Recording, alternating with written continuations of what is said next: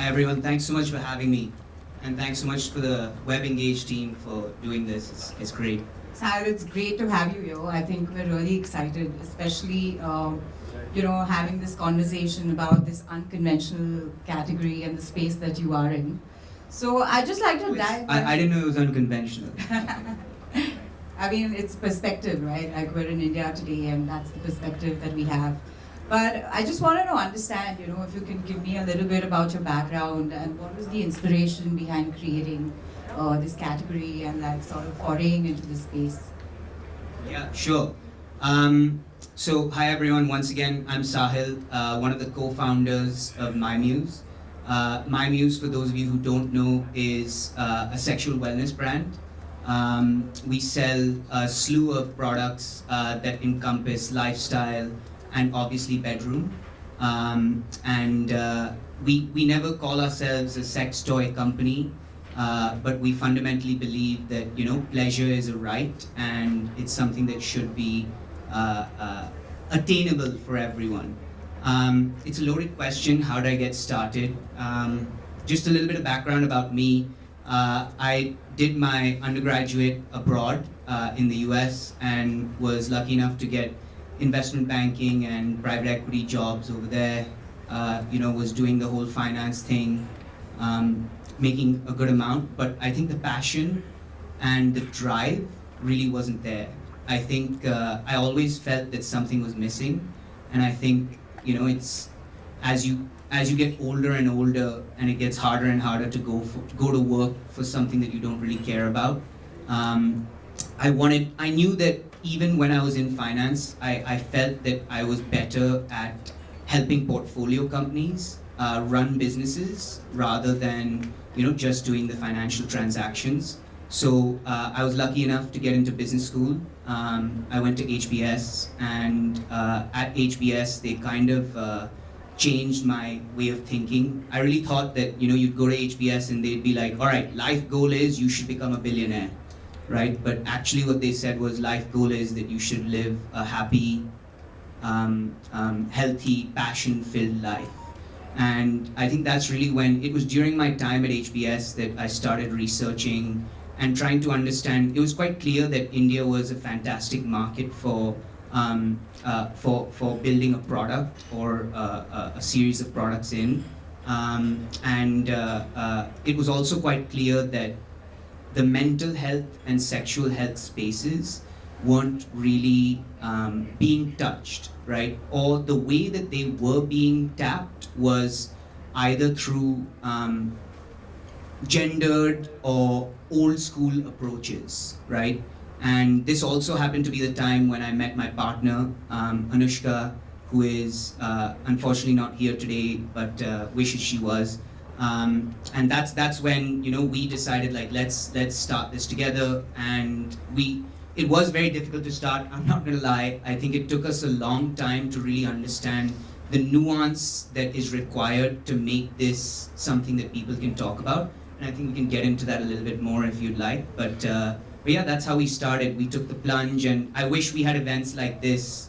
It was peak pandemic when we started. I really do wish we had events like this where founders would be open, and I'm going to try my very best to be as open as possible to you all, to sort of give you the hacks, to hopefully not make some of the mistakes we did. Yeah, that's definitely quite an interesting journey. Like you mentioned, you started this brand in peak pandemic, and there was a lot of thought process that went behind it. I just wanted to understand a little bit behind, what were the challenges, the initial challenges that you faced, and how were you able to overcome them, especially the fact being that you started this brand in peak pandemic, right? Yeah. So I think challenges come from this concept that whenever you're trying to build in India, what I've understood is that you have so much pressure because we're a country of 1 billion people, right? And so one automatically assumes that, oh, I could have 1 billion consumers one day. And I think one really big challenge at the beginning was trying to find focus, right? Trying to understand that, hey, it's not necessary to build for everyone, right? First, build for who you understand, what you understand, the user and customer set that you feel you can cater to most. Once you're able to build for them, then you can keep on building and building and building further.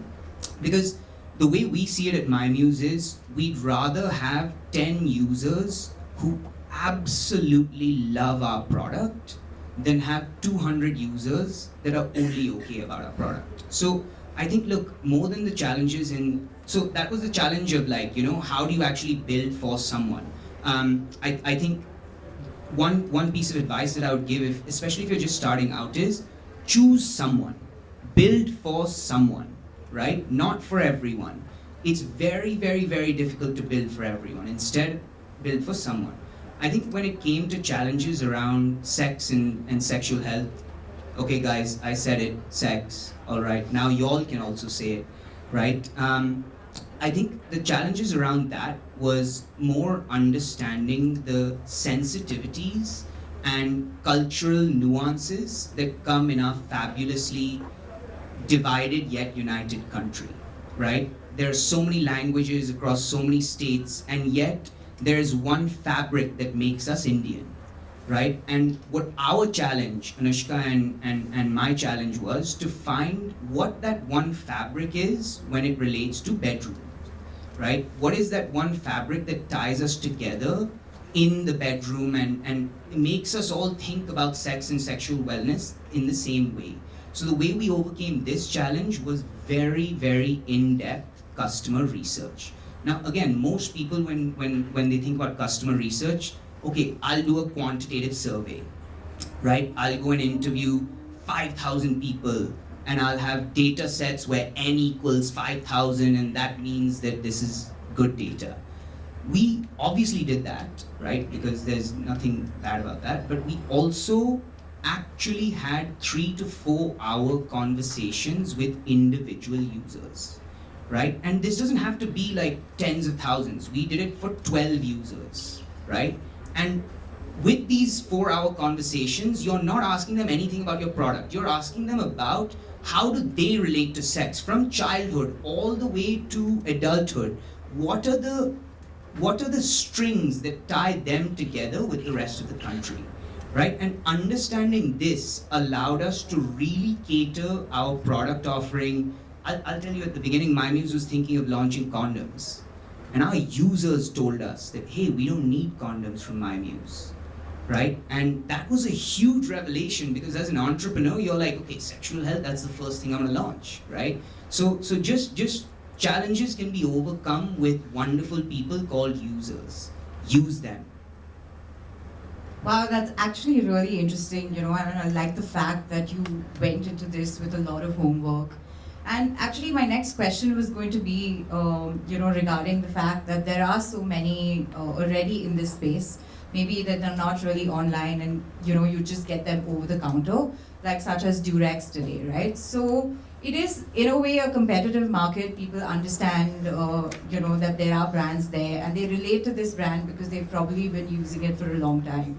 What would you say, that this, like the way you've gotten into this, how has it given you a competitive advantage, and what are the strategies that you use to get this competitive advantage over the other brands that are existing today? Yeah, another great question. I think,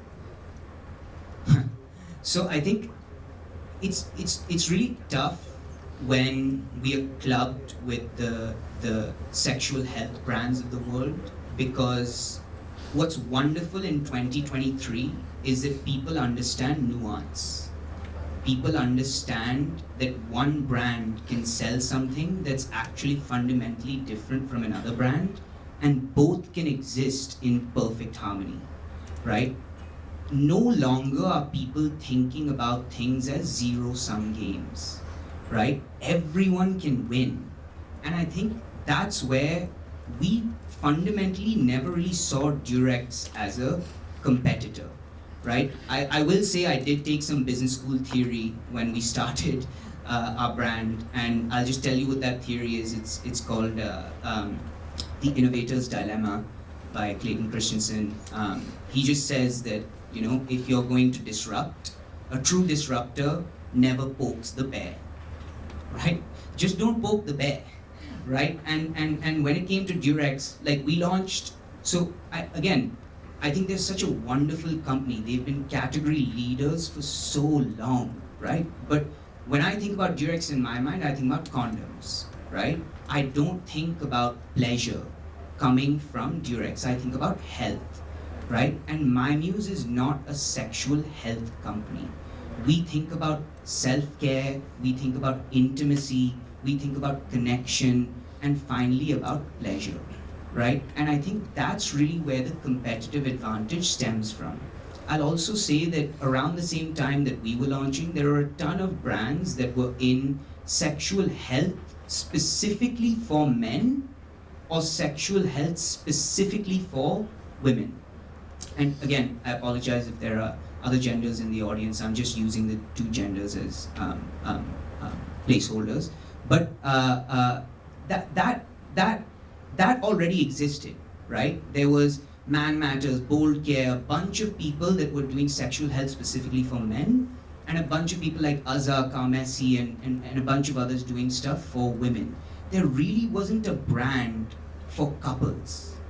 There was no one that was doing something. When you think about Valentine's Day, you can only think about chocolates and flowers, right? No one's thinking about the couple as an identity. No one's building for both men and women. No one's building for pleasure as a category, and that's the beauty about building for this category is that you can bring excitement to this category.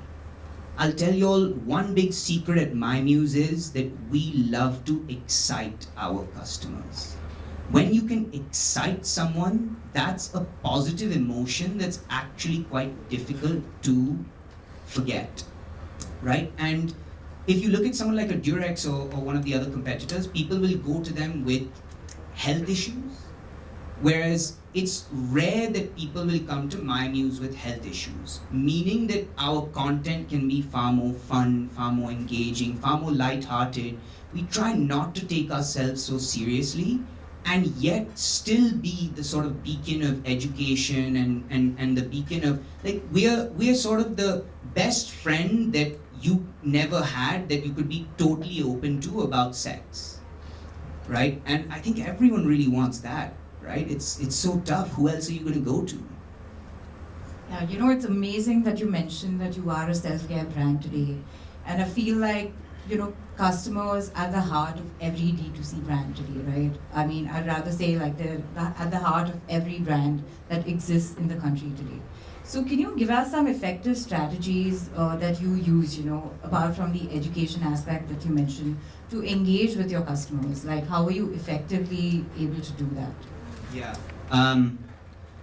So a couple of strategies that we use is, so number one, we have a very robust beta testing program, right? I would encourage all of y'all to sign up for MyMuse's beta tester program. We get like 200 applications to that a week. And unfortunately, we only can allow a certain amount, but treat your beta testers and the people that are willing to help you like gods.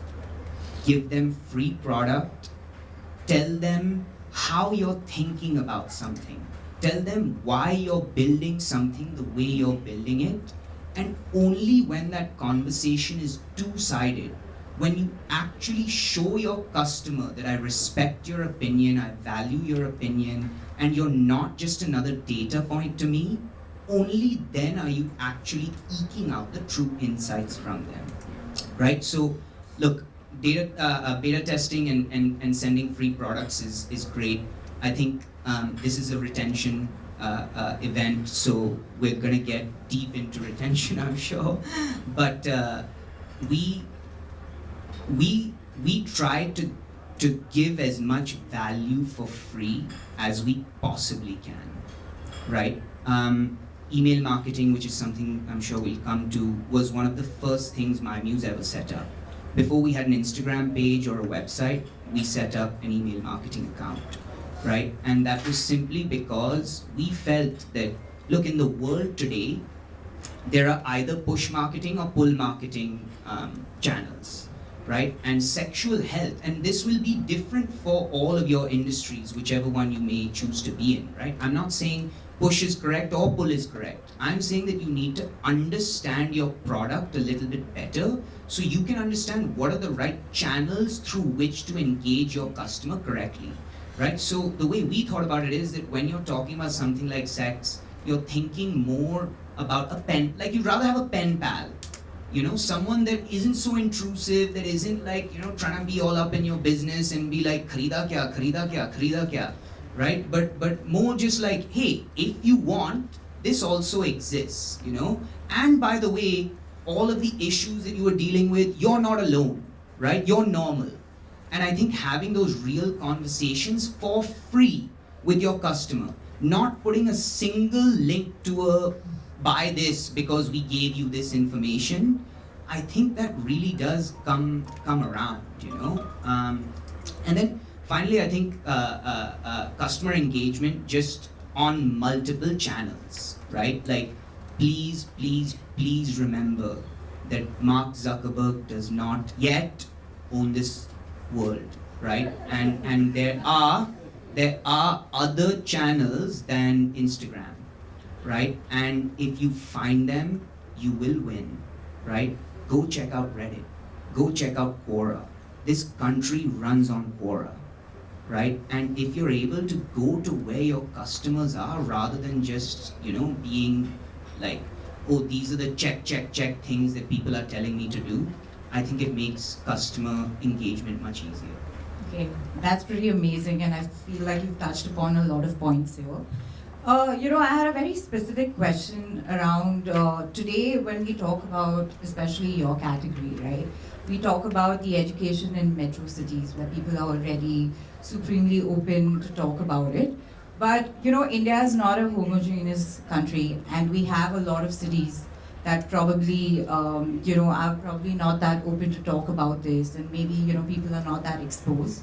So how are you solving for that? Like, how is your outreach been, or how are you engaging with the customers in different cities in different parts of the country, essentially? So I'm so glad that this question came up. This is honestly one of my favorite questions ever, right? Because when you're building, and we've been building for a little over 2 years now, there's so much that you have to unlearn. I think unlearning is the hardest part about building. For example, when we hire someone, we prefer people that come with as little baggage as possible. कि मैंने पहले ये किया इसलिए मैं अभी ये करूँगा, right? I think that's exactly what we all sitting in this room need to do. We need to stop thinking with our privilege, right? And I think this question is one that's loaded with privilege, right? I thought the exact same way. यार ये तो metro city brand होएगा, right? 20% of MyMuse's sales come from tier 3 cities. Not tier 2, tier 3 cities. Because there are people in tier 3 cities that are tier 1 individuals. Now just think about what that means. All we are saying is that just because someone is living in a place does not exclude them from being a purchaser today. All right? And it's only our privilege that's forcing us to be like, yaar, how will they understand? They are to, whatever, insert expletive, right? And I think that's something that honestly Anushka and I had to really unlearn.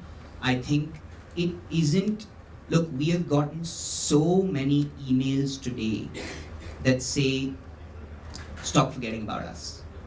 That's one of the biggest complaints that MyMuse gets. We've gotten, so first when we started out, we said that our target audience was going to be women aged 23 to 35. Okay, what we learned was 60% of our purchasers were men.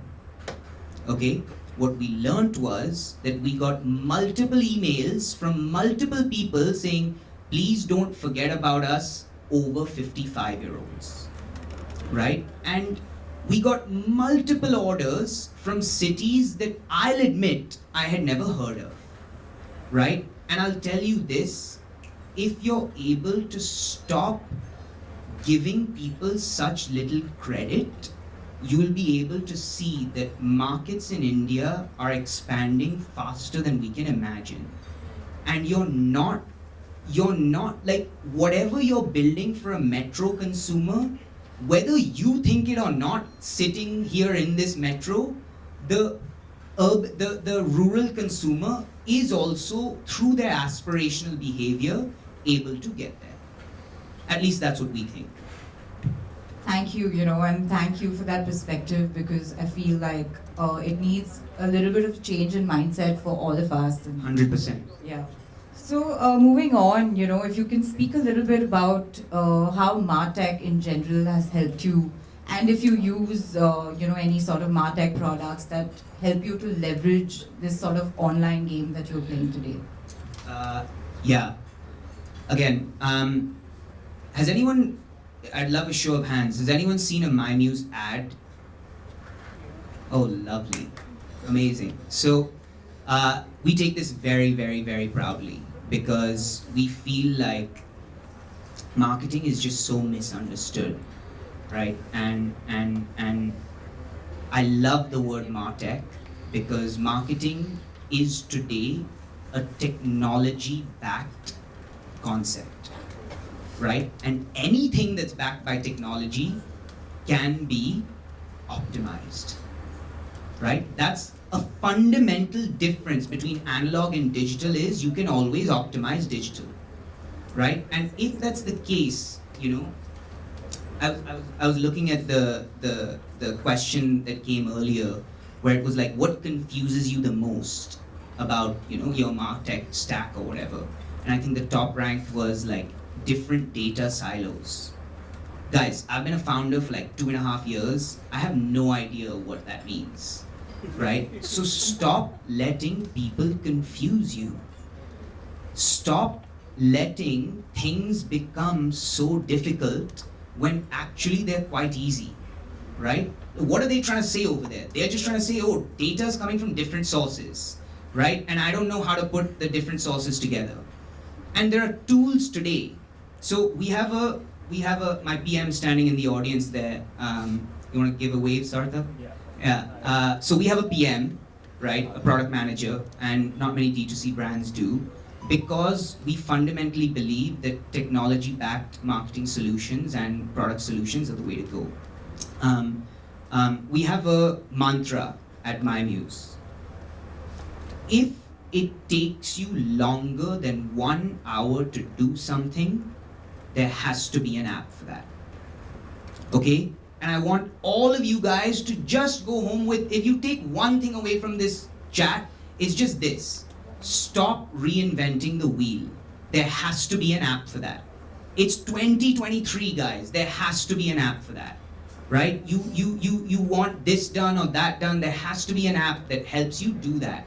And especially if you're on platforms like Shopify, I mean, there are like 7 companies that are billion-dollar companies that are Shopify apps, right? And I think just making sure that your tech stack is number one clean, making sure that you're always experimenting, but only to the point where it's not detrimental to your own team's time.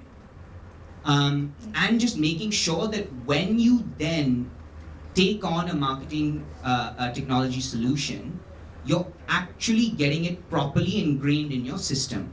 I would say most people that are using even products like WebEngage, right? They're using them at the 30,000 foot level, right? Where it's like, oh, it's great to say that we've got a martech, enabler, but do I really fundamentally understand it? Yes or no, right? Everything that MyMuse does is app or technology driven, right? So for example, I'll just give you one of the ads that we were talking about, and it's tough because it's tough to like laundry list everything. If you are interested in our tech stack, do talk to our PM over there. But I'll just give you an example. Like the ads that you all say that you saw, right?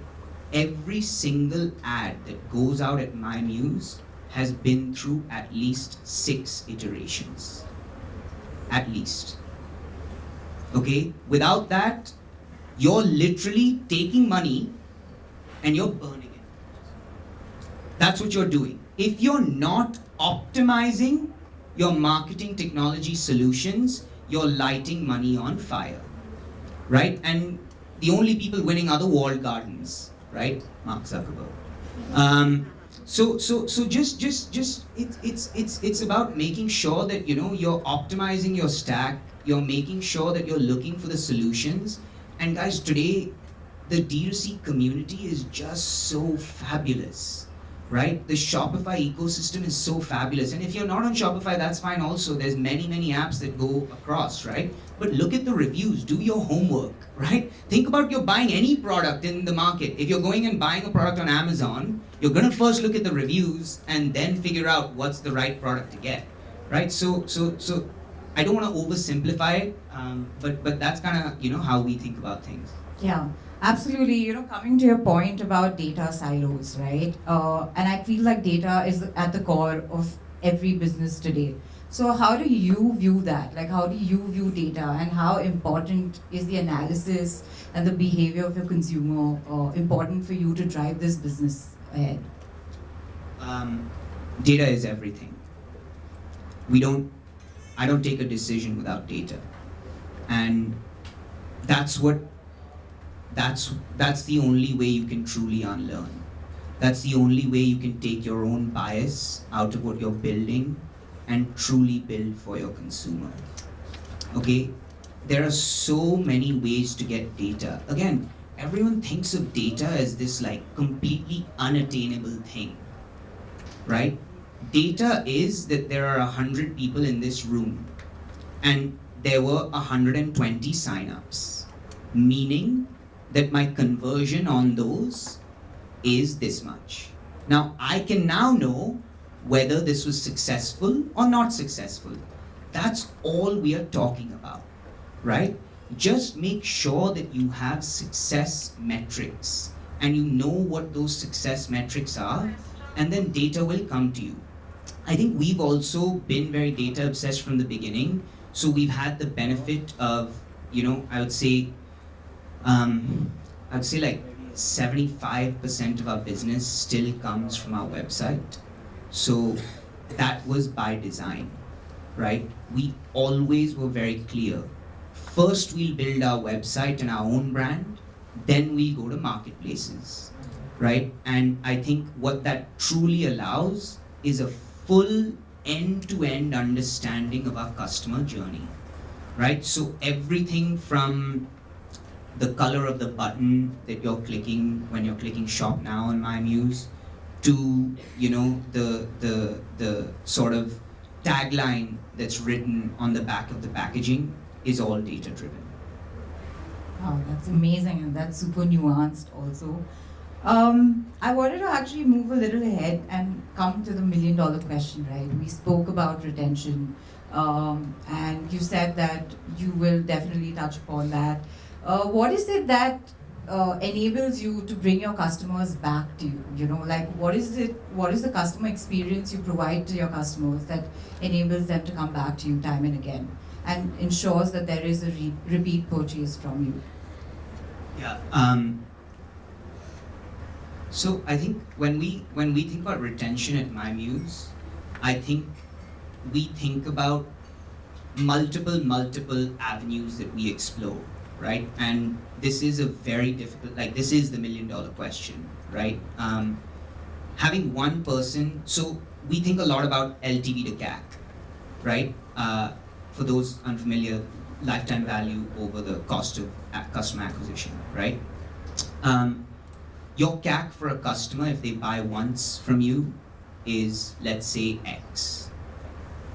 The time they buy twice, it's X over 2, right? So if you're not doing retention work, please start, right? Because getting a repeat consumer, honestly, is how you can make a truly profitable business, right?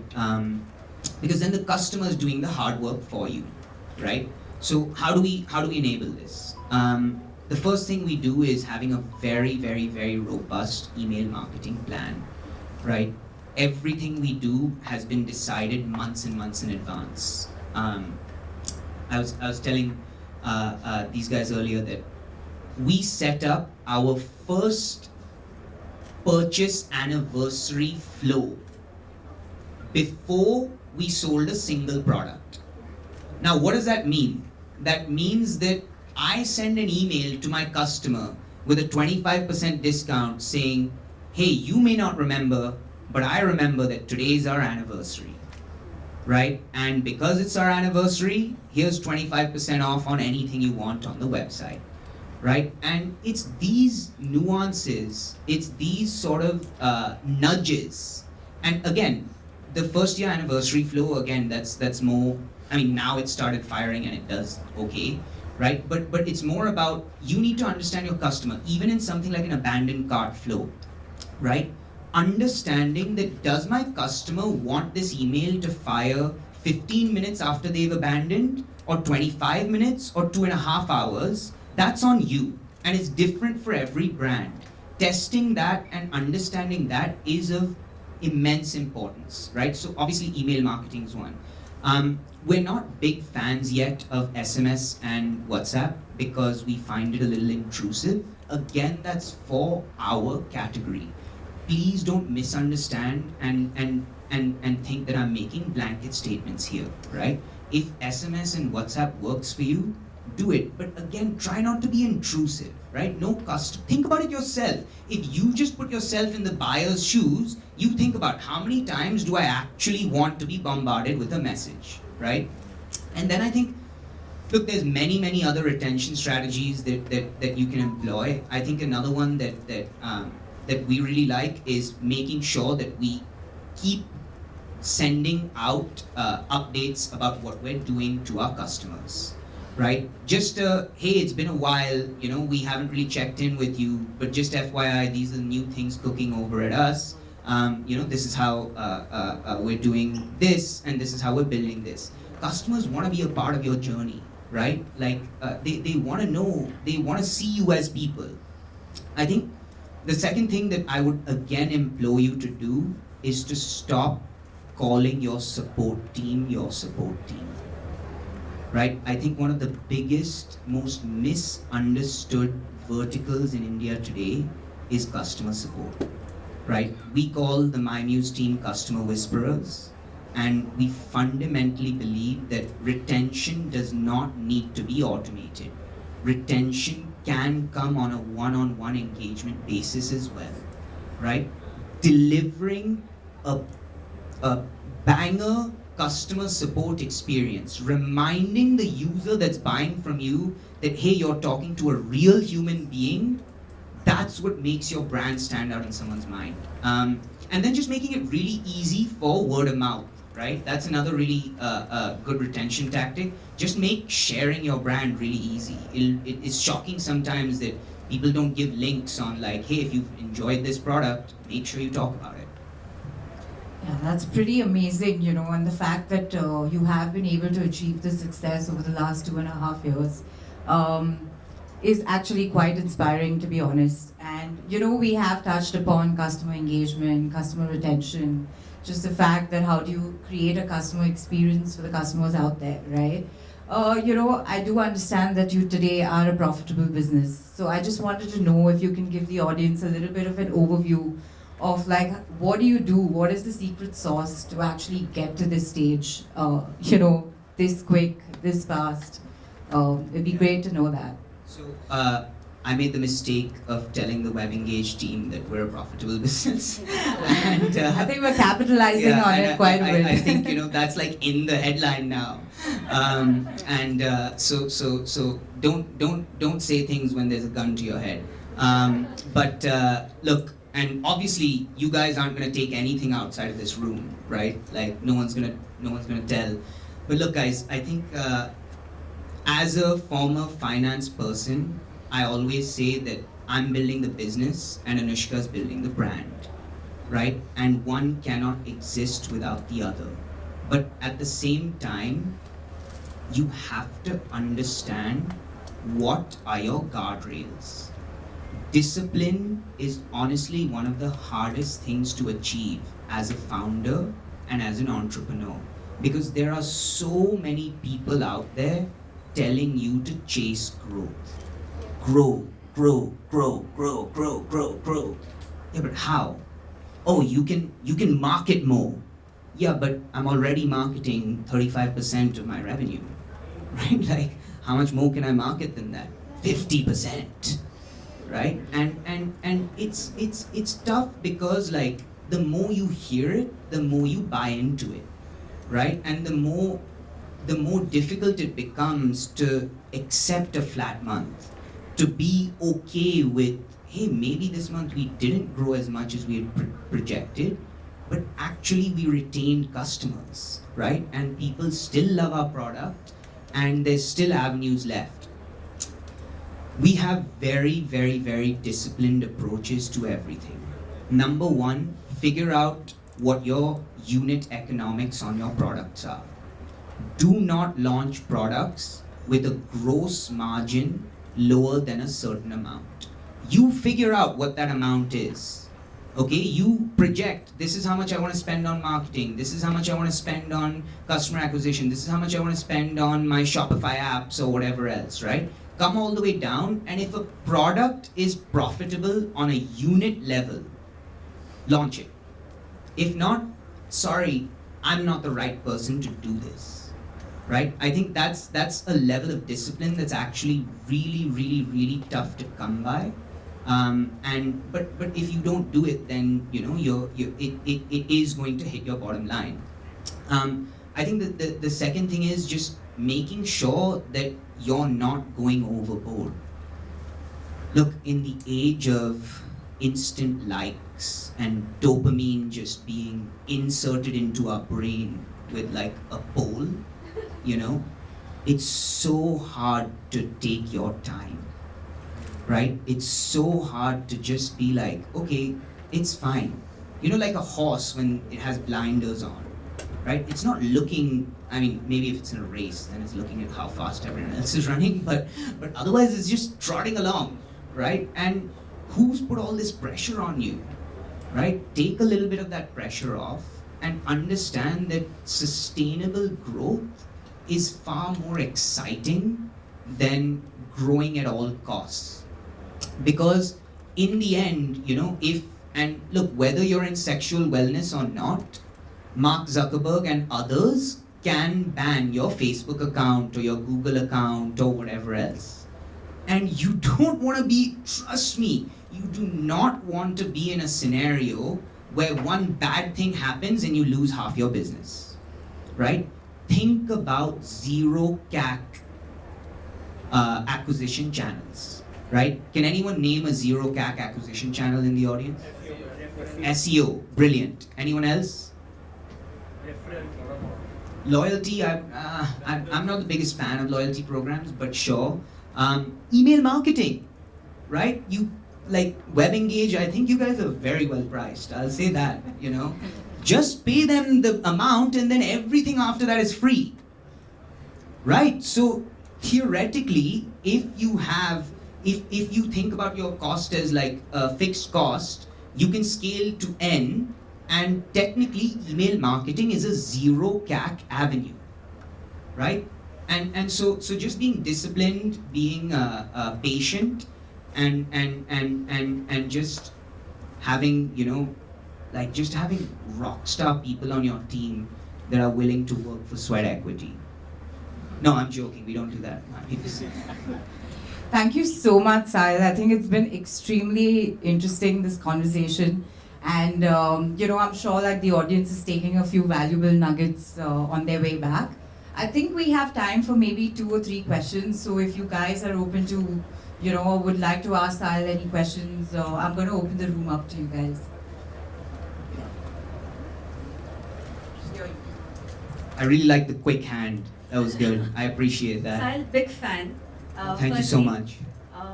I've been following My Muse's journey for a few months now, and the way you engage with us as customers on Instagram primarily is amazing, and now big fan of you as well.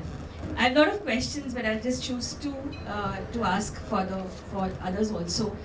Apart from launching your brand to the customers, breaking barriers, breaking the taboo in the culture that we are, was it difficult for you initially when you started to get employees into your system? Because once you have employees who believe in your brand, and that's, I think, one of the key drivers to your growth as well. So was it difficult for you to get talent into your team? Sorry, what's your name? Neha. Neha, that's such a good question. And I'm so glad you asked that, because I'll tell you the number of times I've been to one of these events and all they ask me is, was it hard to get investors in your early stages? Who cares about investors? The people building, I mean, investors, I love you, honestly, seriously, thank you guys so much, and we've got I think we wonderful... should stop recording this. Yeah, honestly, we've got a wonderful investor group that's helped us. But I will say that, look, getting employees is the hardest thing. No one gets that, right? Like, how is an employee supposed to just quit something that's giving them a stable pay, right, and start on a pipe dream that you have as an entrepreneur? I think there are 3 things that I would recommend here, right? Number 1 is be good to people, right? Actually, again, this was borrowed from business school, but I think only something like 40% of long-term employee happiness is about monetary pay, right? Everything else is about autonomy. It's about how much, like, whether you listen to them, whether you're giving them roles that are meaty, right? So give them all of that. Number 2, find people that are passionate about what you're building. Passion is something that's extremely hard to filter for, but when it hits you like a brick. And it's so obvious when that click happens. A lot of the reading that I've done about how to hire says never hire with your gut. I'll go on a limb here and say everyone that we hired early on was straight out of here. Right? And then the third thing is hire young. Give people a chance to show you and prove to you that, look, Gen Z can do anything today, right? It's like I'm not that old, even though maybe I do look old, right? But if we can do it, why can't other people do it who are younger, right? I'll bring up my PM here. Like, when we hired he was a PM that was hired at like 22 years old, and I made him a PM. No one else is a PM at 22, right? And now we have other brands calling him, being like, hey, how are you solving this, right? So a 22-year-old will charge you much less than a 22-year-old. So I hope that helps. What I meant to ask when I asked the question about employees was, did you have hesitation from people saying, नहीं sir, हम आपके साथ नहीं काम कर सकते, आप sex toys बनाते हैं? Oh, you have that kind of a resistance from people? Now you're a brand, you're 2.5 years old, people know about you. I'm sure there must be resistance even now. But when you just started, was it difficult for you to build a team that is helping you grow multifold today? I don't think so, actually. And again, this was the unlearning that we had to do. We thought there would be a big part of our pitch. It's really not. I think people are just like, they're okay with sex today. I don't think it's a big deal anymore. And I think there have been 2 people in our history that they were given an offer and they couldn't matriculate, but that was more of a family or a religious situation, which, dude, I fundamentally understand that, right? And that's something that you can never encourage someone to go against their family or their religion. So we just don't push, and it's totally up to an individual. Sorry, just second question. You said 20% of your customers come from tier 3. Knowing Muse products, little premium, what do you think has worked for you in that market which honestly does everything, but it's all hidden under the carpet. So what do you think has worked for you in marketing My Muse in those markets? We're very lucky. We don't have to like market for certain markets. We market for people that want our products, right? That's it. Like I said at the beginning, we're building for people that are ready for this. And we don't know how to build for people that aren't. So we're gonna do what we know how to do, and hopefully that trickles down, and hopefully we get better and better at building for different people. But there's no like secret sauce to like hack tier 3 or something like that, you know? Thanks, Sahil, for this short and crisp answer. I think we just have like time for one more question maybe, and then we can just wrap this round up. The gentleman in the back, if you could just pass him the mic, please. Oh, we're going deep back there. All right.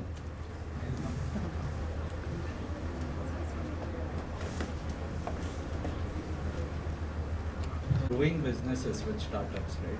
And this is a You're brand. just speaking into your mic, sorry? Is it working? Yes, now it is. So I work for developing businesses for startups. So I'm like we are a team of startup CEOs, right?